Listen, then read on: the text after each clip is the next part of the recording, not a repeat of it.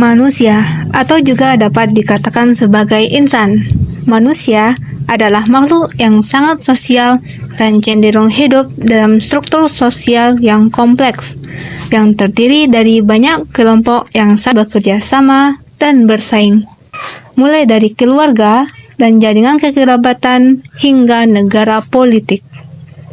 Oleh karenanya, interaksi sosial antara manusia telah membentuk berbagai macam nilai, norma, sosial, dan budaya.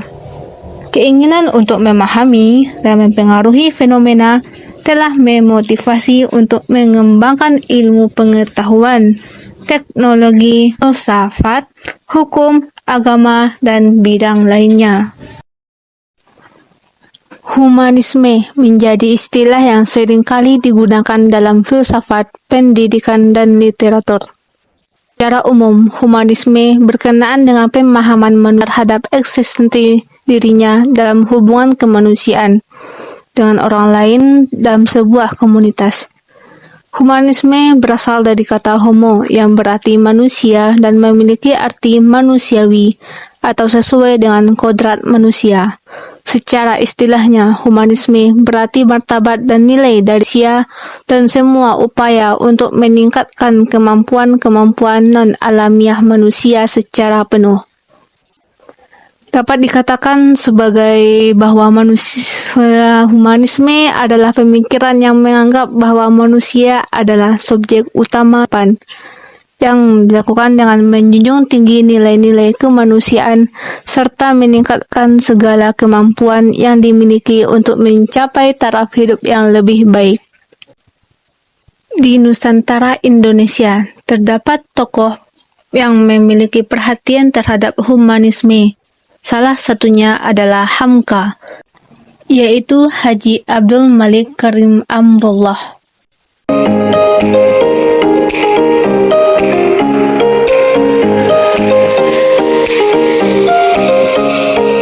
Siapakah Buya Hamka tersebut? Hamka adalah seorang ulama besar Indonesia yang berasal dari Kampung Tanah Sirah, negeri Sungai Batang, tepi Danau Meninjau, Minangkabau, Sumatera Barat, yang adalah anak dari Haji Abdul Karim Amrullah yang lebih dikenal dengan Haji Rasul, seorang ulama yang terkenal juga di ranah Minangkabau. Hamka adalah wajah Nusantara Indonesia yang ahli dalam berbagai bidang keilmuan, baik sebagai ulama, pemikir, politisi, dan seorang sastrawan. Hamka juga aktif dalam keterlibatannya dalam Masyumi, MUI, dan Muhammadiyah. Tentunya bagi masyarakat Indonesia bahwa Hamka ini tidak asing lagi karena telah difilmkan bagaimana sosok beliau dan bagaimana karya-karya beliau itu difilmkan di layar lebar Indonesia, seperti Tenggelamnya Kafar Van der Wijk dan yang merupakan karya dari Hamka, dan Buya Hamka karya dari Ahmad Fuadi. Manusia berakal adalah aspek humanisme yang dikemukakan Hamka. Dikatakan bahwa akal yang menguasai manusia, segala hal yang dipandang harus sesuai keinginan akal. Apabila akal belum menyetujui, maka belum dilakukan oleh badan.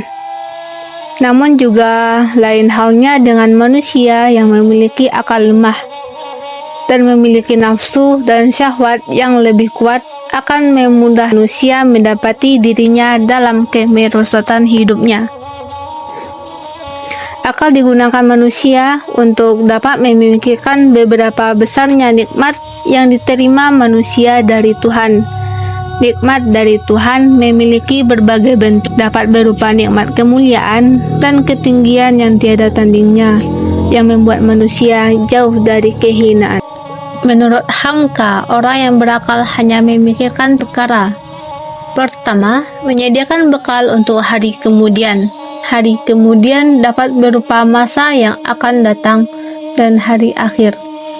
Yang kedua, mencari kenikmatan yang dapat diperuntukkan kepada jiwa Dan yang ketiga adalah menyelidiki arti kehidupan. Kemanusiaan tidak ada pada yang lain, dan hanya ada pada manusia. Maka bagaimana manusia berusaha dalam memperhalus perilakunya, seberapa besar, maka sebesar itu pula juga hasil tingkatan derajat kemanusiaan yang didapatkannya. Dalam pandangan Hamka juga kebebasan manusia menurut fitrahnya, yaitu manusia dilahirkan merdeka. Merdeka menyatakan perasaan, merdeka lenggang dirinya, pulang dan pergi. Merdeka dalam segala anugerah Allah sejak dia lahir, tanpa mengganggu kemerdekaan orang lain atau ketentraman masyarakat ramai. Maka tidaklah akan bersih dan jernih hidup manusia kalau kemerdekaan itu terbatas atau dibatasi. Sekian wacana humanisme atau bagaimana manusia dalam kehidupan dan dalam pandangan Hamka. Assalamualaikum warahmatullahi wabarakatuh.